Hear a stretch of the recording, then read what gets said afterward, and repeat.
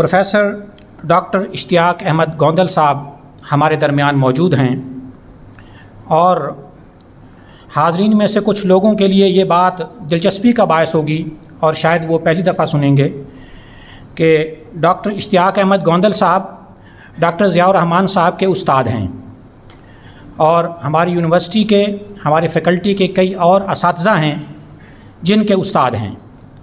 تو اب ہم سنتے ہیں پروفیسر ڈاکٹر اشتیاق احمد گوندل صاحب کو۔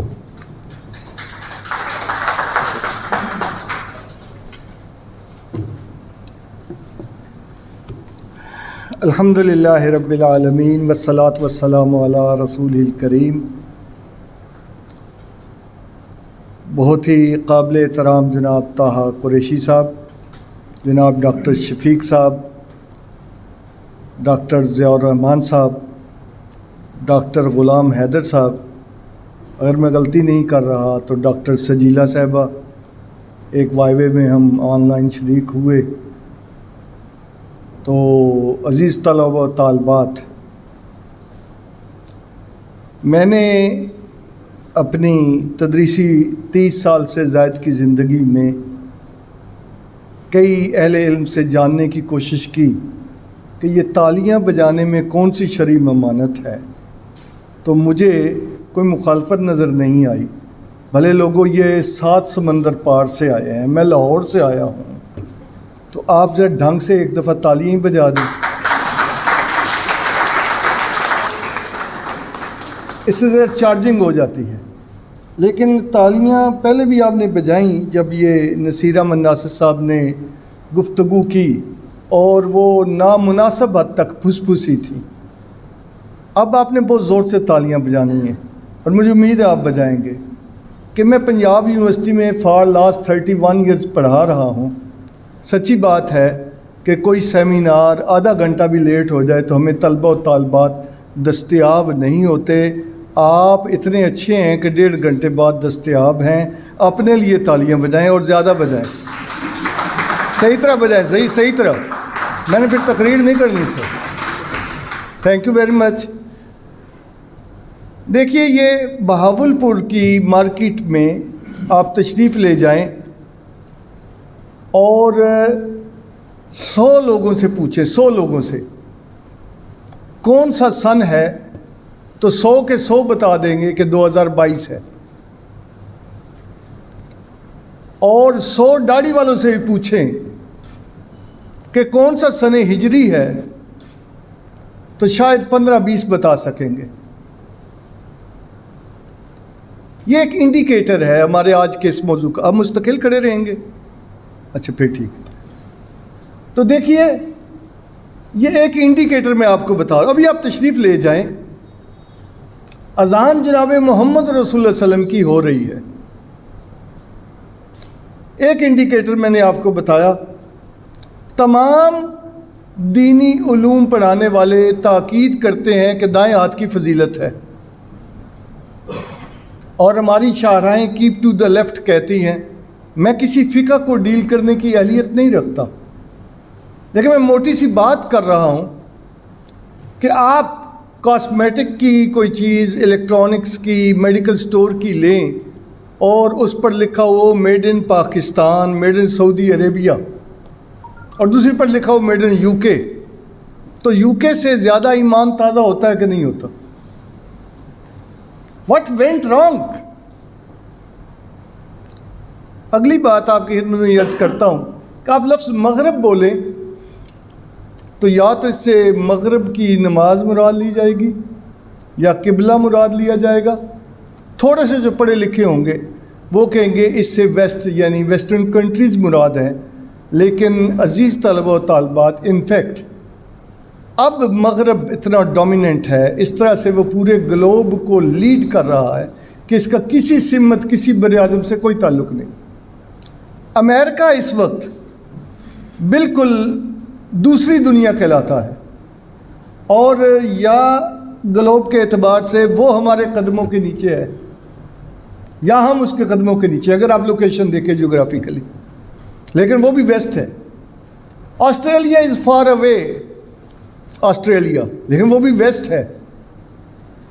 اور یہ جو آپ بھی علوم اسلامیہ والے بھی بچے کے نام پر کیک کھا جاتے ہیں تاریخ پیدائش کا، ہیپی برتھ ڈے کو کسی مسلک نے بھی پاس تو کوئی نہیں کیا، لیکن یہ کیا ہے؟ یہ اسلام اور ویسٹ ہے.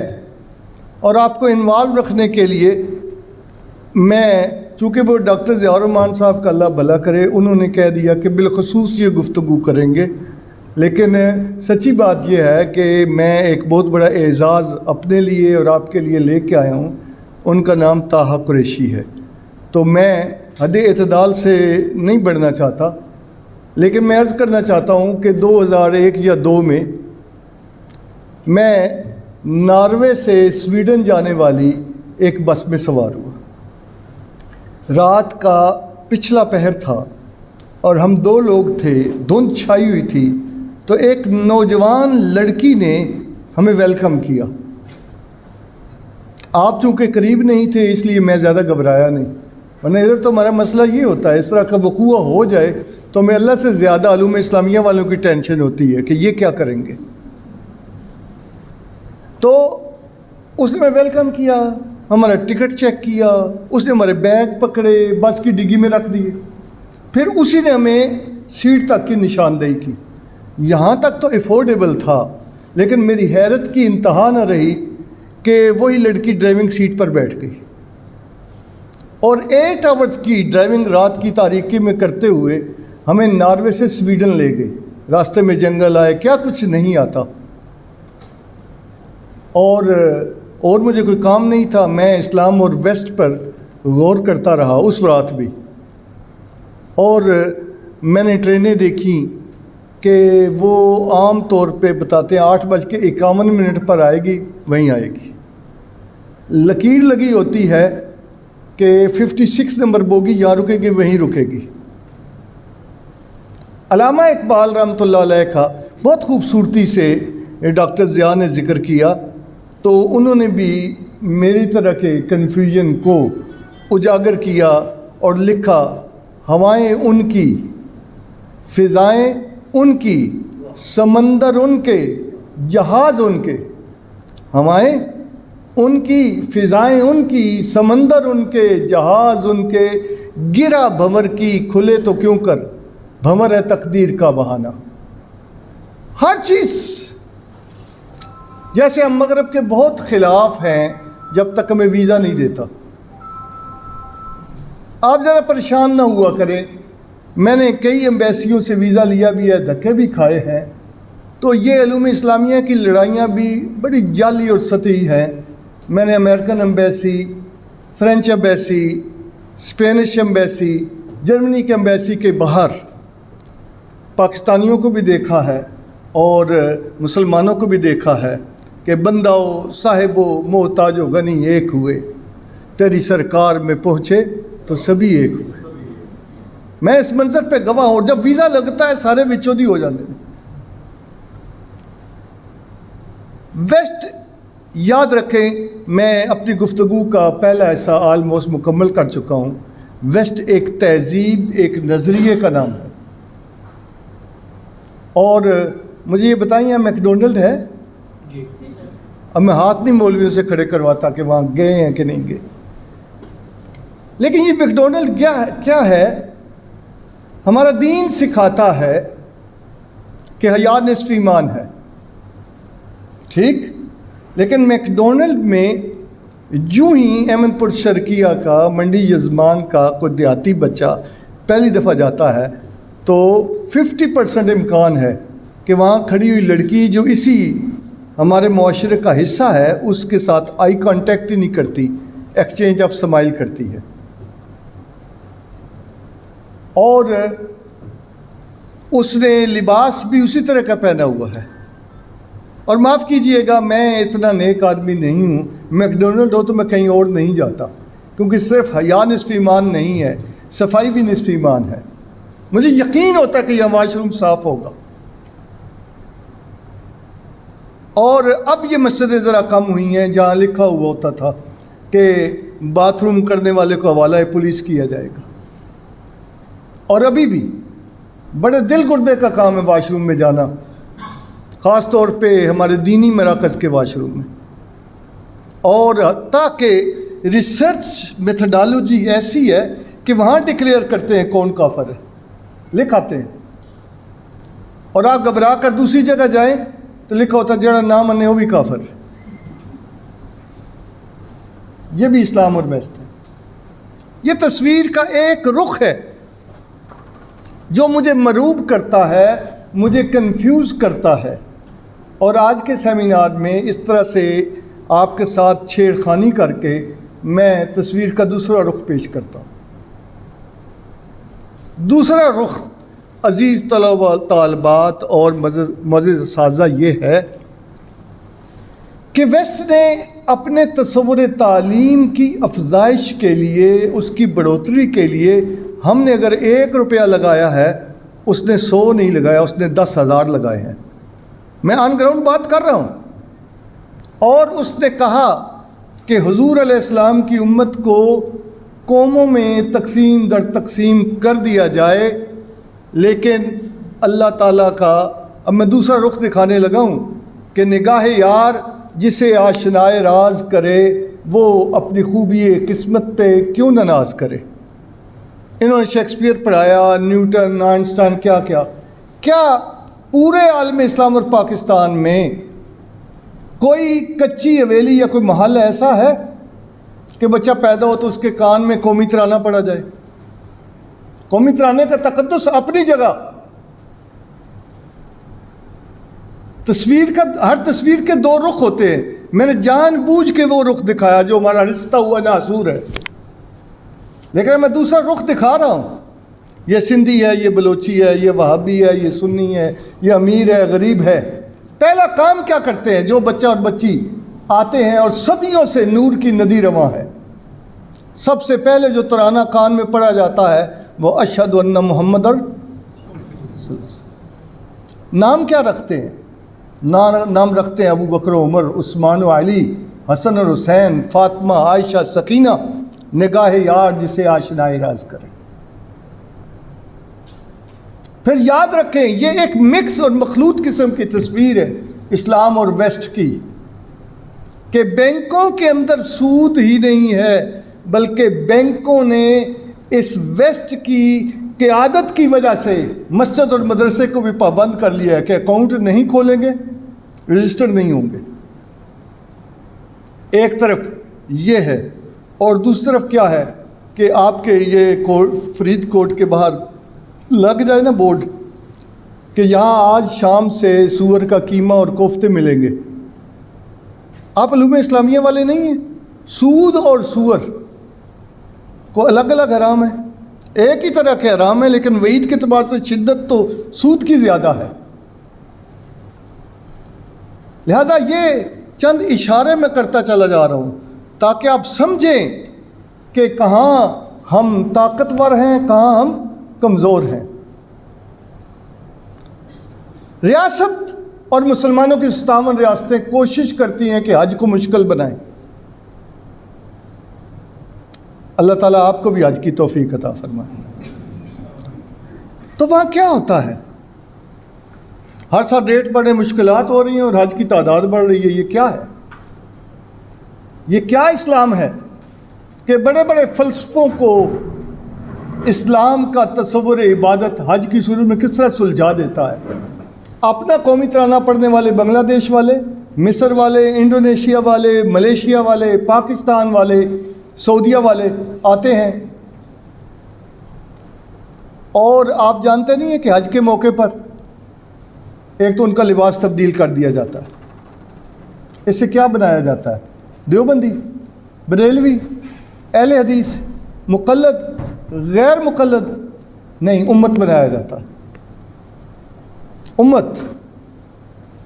اور اس کے بعد انہیں ترانہ کون سا پڑھوایا جاتا ہے؟ لبیک اللہم لبیک، لبیک لا شریک لک لبیک، ان الحمد والنعمت لک والملک لا شریک لک۔ ہر سال یہ ہوتا ہے۔ اب تک کی گفتگو سے میرا خیال ہے کہ آپ اہل علم نے میری ان گزارشات پر غور کیا ہوگا کہ تصویر ساری اچھی نہیں ہے اور تصویر ساری بری نہیں ہے. کیا اس کے ساتھ گزارا کرنا ہے؟ ویسٹ کے پاس قرآن ہے، ویسٹ کے پاس رسول برحق ہے، ویسٹ کے پاس عقیدہ ہے، ٹھیک ہو گیا. تصویر ملی جلی ہے.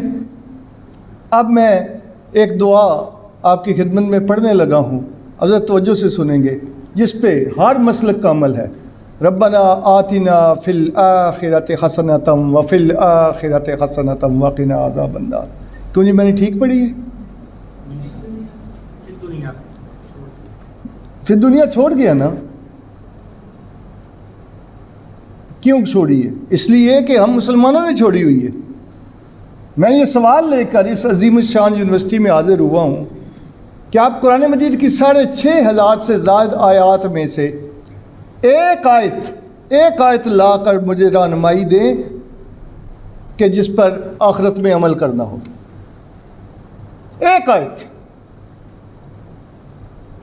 یہ جمپ کر کے آخرت میں نہیں جا سکتے دنیا کافروں کے حوالے کر کے جو ہم نے کی ہوئی ہے. دنیا حسنہ کا مطلب کیا ہے؟ کہ ڈالر والے پوچھیں کہ کتنے ڈالر دیں تو ریال اور روپیہ دو گے. دنیا حسنہ کا مطلب کیا ہے؟ کہ چار جنہیں خلفاء ہی نہیں کہا جاتا. خلفاء جانتے ہیں ان کو؟ آپ تو علوم اسلامیہ والے ہیں، بڑی وکیع آپ کی لائبریریاں ہیں.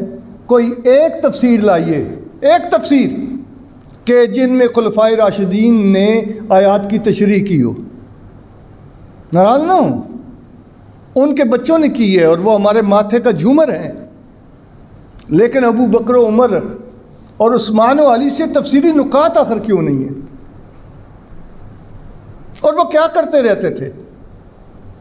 اور کیا ہوا تھا ابو بکر صدیق رضی اللہ تعالیٰ عنہ کو کہ خلافت کا لفظ پڑھنے کے اگلے ہی دن کپڑے کا تھان رکھ کے بازار کی طرف چلے اور لوگوں نے کہا امیر المومنین کہاں جا رہے ہیں؟ تو فرمایا کماؤں گا نہیں تو کھاؤں گا کیسے. یہ نہیں ہے کہ سارا ٹبر ڈھول پیٹ رہا ہے کہ ماما ایم پی اے ہو گیا. یہ نہیں ہے. تو نے پوچھی ہے امامت کی حقیقت مجھ سے، حق تجھے میری طرح صاحب اسرار کرے. ہے وہی تیرے زمانے کا امام برحق جو تجھے حاضر و موجود سے بیزار کرے. دے کے احساس زیاں تیرا لہو گرما دے، فقر کی سان چڑھا کر تجھے تلوار کرے. خلفائے راشدین غیر انبیاء میں برتر ہیں اور امت کا کنسنسس ہے ان پر. اور ان سے ملتا کیا ہے؟ اگر آپ کو میں بات نہیں سمجھا پاؤں تو اس میں میری کمی ہو سکتی ہے. بات بڑی کلیئر ہے. ان سے ملتا کیا؟ ان سے دنیا داری ملتی ہے. اور یہ کس نے کمال کر دیا اور یہ کیا حادثہ ہو گیا؟ کیا حادثہ ہو گیا کہ ہمیں خلفائے راشدین سے ملتی ہے دنیا داری. تو کس نے مسجدوں سے کہاں سے لے کے لکھوا دیا کہ دنیا داری منع ہے؟ آداب میں مسجد کا تقدس ہے. ورنہ آپ ذرا سینوں پر ہاتھ رکھ کے بتائیے کہ ویسٹ کا چرچ اور محمد رسول اللہ علیہ وسلم کی مسجد نبوی ایک ہے؟ نعوذ باللہ من ذالک. چرچ کہتا ہے کہ اسٹیٹ اور ہے میں اور ہوں، اکانومی اور ہے میں اور ہوں، پالیٹکس اور ہے میں اور ہوں. مسجد یہ نہیں کہتی. مسجد نبوی کیا کہتی ہے؟ حضور علیہ السلام نے مسجد نبوی ہی سے دنیا کو کنٹرول کر کے دکھایا ہے. اگر آپ چشم تصور میں میرا ساتھ دے رہے ہیں تو میری گفتگو آخری مرحلے میں داخل ہو گئی ہے. ہم نے مہمان مکرم کو سننا ہے. تو میں آپ سے عرض کرتا ہوں یہ جو مسجد نبوی ہے اسی میں حضور صلی اللہ علیہ وسلم کافروں کے ساتھ ملاقات کرتے تھے. یہ اس زمانے کا فارن آفس تھا. حضور علیہ السلام وہیں ڈیوٹیاں لگاتے تھے کہ جاؤ مدینے کے بازار کو چیک کرو اسلامی اصول معیشت کے اعتبار سے. بدر میں کافروں کو گرفتار کر کے لایا گیا، کہاں رکھا گیا؟ مسجد نبوی میں. یہ جی ایچ کیو تھا. حضور علیہ السلام نے لشکروں کی قیادت اور تنظیم کے فیصلے مسجد نبوی میں کیے ہیں۔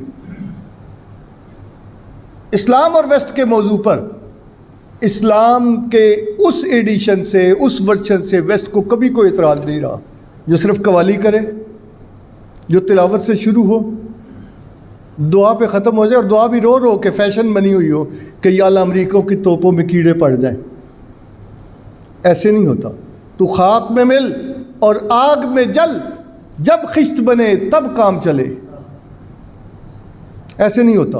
چاروں خلفائے راشدین یاد رکھیں، یہ جس کو آپ ویسٹ کہہ رہے ہیں، جہاں سے ویسٹ کی اصطلاح کا پولیٹیکل سائنس میں، اکنامکس میں آغاز ہوتا ہے، یہاں تک سید عمر فاروق رضی اللہ تعالیٰ عنہ کے دور میں فوج کشی کر دی گئی۔ اللہ تعالیٰ رحمتیں کرے شبلی نعمانی رحمتیں، ان کے الفاروق تو آپ پڑھیے، حضرت عمر سے مضامین کو دیکھیے۔ میں آپ محققین ہیں، میں آپ کو کہتا ہوں سید ابوبکر صدیق رضی اللہ تعالیٰ عنہ کی زندگی سے آپ کو علوم اسلامیہ بہت کم ملیں گے، بہت کم ملیں گے۔ حضرت ابوبکر ہیں کون؟ حضور نے فرمایا سب کے احسانوں کا بدلہ میں نے دے دیا، ابوبکر کے احسانات ایسے ہیں ان کا بدلہ اللہ کے سوا کوئی دے نہیں سکتا۔ اب میں صرف دروازے دکھا رہا ہوں آپ کو۔ وہ ماہر انصاب ہے، سوشیالوجی، اینتھراپالوجی، قبیلوں کا علم، سوشیالوجی، پولیٹیکل سائنس، اور حضرت عمر کیا کہنے، الفاروق کا بھی میں ذکر رہا، آپ ذرا پڑھیں تو سی، محمد حسین ہیکل کو پڑھے۔ حضرت Umar good governance, civic sense, militancy, foreign affairs, patrolling, law and order, یہ آپ نے کن کے حوالے کیے ہوئے ہیں؟ کن کے حوالے کیے ہوئے ہیں؟ اور آپ اتنے نیک ہیں، آپ کو تو لفظ سیاست ہی سے چڑ ہے۔ جس فراڈیے کو منہ پہ آپ کہہ نہ سکیں کہ تو فراڈی، آپ نواب صاحب آپ ہو بڑے سیاسی، وہ گھبرا کے نائی کے پاس جائیں، وہاں لکھا ہوا سیاسی گفتگو منع ہے، سنارے کے پاس سیاسی گفتگو منع ہے۔ ایسے طبیب ویسٹ کو کیا سمجھے کہ جن کے پاس مریض آیا اسے کینسر بھی ہے، اسے پھنسیاں بھی ہیں، اور طبیب کہہ رہا ہے علوم اسلامیہ والا کہ کینسر تو ہوتا رہتا ہے، اس پہ گفتگو ہی نہ کرے، پھنسیوں پہ سنی پلاس لگائیں۔ اور کیا ہو رہا ہے؟ یا سب سے زیادہ گندگی ہے وہ سیاست ہے، سیاست ہے، اس میں کوئی شک نہیں ہے، لیکن خلافت راشدہ ہے ہی سیاست۔ آپ میری اس گزارش پر غور کریں، ایسی سیاست ہے جس کا محتاج مغرب بھی ہے۔ یہ جو خلافت راشدہ کی سیاست ہے، اس نے یہ نہیں سکھایا کہ ایک جماعت اسلامی والے کا قتل سب جماعتیوں کا قتل ہے، اس نے یہ بھی نہیں سکھایا کہ ایک مسلمان کا قتل سب مسلمانوں کا قتل ہے۔ خلافت راشدہ نے سکھایا کہ ایک انسان کا قتل سب انسانوں کا قتل۔ اور یاد رکھیے، مدینے کی ریاست عمران صاحب جو کہتے رہتے ہیں بیچارے، تو یاد رکھیں یہ آپ کے باولپور سے چھوٹی تھی، اور کوئی 20,000 مربع میل، کوئی 24,000 مربع میل کی میئرمنٹ دیتا ہے، بھی سمجھ آ جائے گی۔ یہ 24,000 مربع میل بھی مان لیں، عثمان کے دور میں 44 لاکھ مربع میل، 3 بر اعظم، 3 بر اعظم۔ اور جو میں نے شروع میں اشارہ کیا، آج بھی ہمارا کلمہ ایک ہے۔ اور پاکستان تو وہ خوش قسمت ملک ہے کہ سعودیہ میں مجھے بات کرنے کا موقع دیا گیا، تو میں نے پہلے تو ان کو خوش کیا، جیسے آپ سے تالیاں بجوائیں۔ میں نے کہا جی میں تو بڑا خوش ہوں، جدھر گیا ہوں ماشاءاللہ واحد ملک ہے جس کے جھنڈے پہ کلمہ طیبہ لکھا ہوا ہے۔ ساتھ ہی میں نے پینترا بدلا اور میں نے کہا کہ میں سعودی عرب کے کسی حصے میں کسی سعودی سے پوچھوں سعودی کا مطلب کیا، تو وہ نہیں کہتا لا الہ الا اللہ۔ اور یہ میرا میلا کا چہلا پاکستان ہے، مسائل میں گھرا ہوا، بک بک کرنے والے بک بک کرتے رہیں، ہر نسل، ہر خاندان، ہر علاقہ کیا کہتا ہے پاکستان کا مطلب کیا؟ یہ اللہ کا احسان ہے۔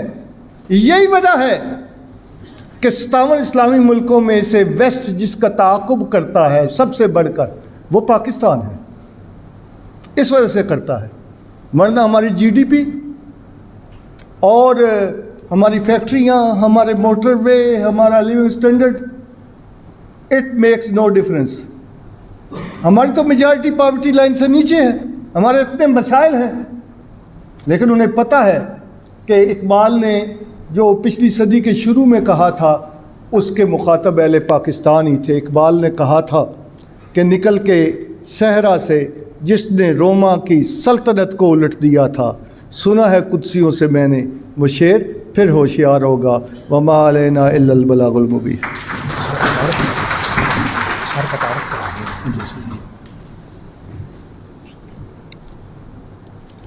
اب جناب تقریر سے بھی زیادہ خوشگوار ذمہ داری یہ ہے کہ میں برادر محترم جناب طاہا حسین قریشی صاحب کا تعارف کرواؤں۔ تو جامع تعارف تو شاعر نے کروایا ہے کہ آپ اپنا تعارف ہوا بہار کی ہے،